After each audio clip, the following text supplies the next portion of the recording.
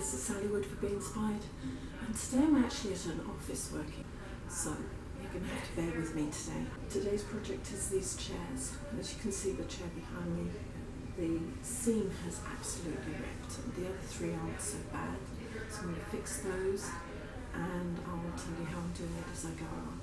So let's get on with it. If you've got tacks like this, just lift the tacks up carefully because you're going to be putting them back. Then lay them out in an order that you'll remember, because you want them to go back in exactly the same spots that they've just come out of.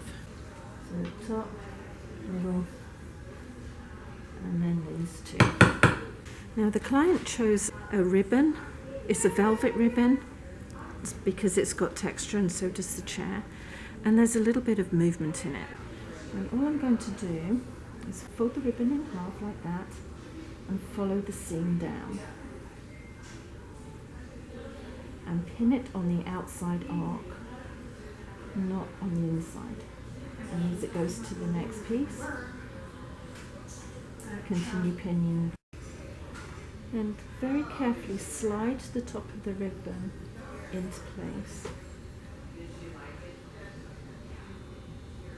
Like that. If you don't, you're going to have to just fold the ribbon over and sew it across the top so that it doesn't pull out. There we go. I'm not going to put the top down just yet. I'm going to start sewing.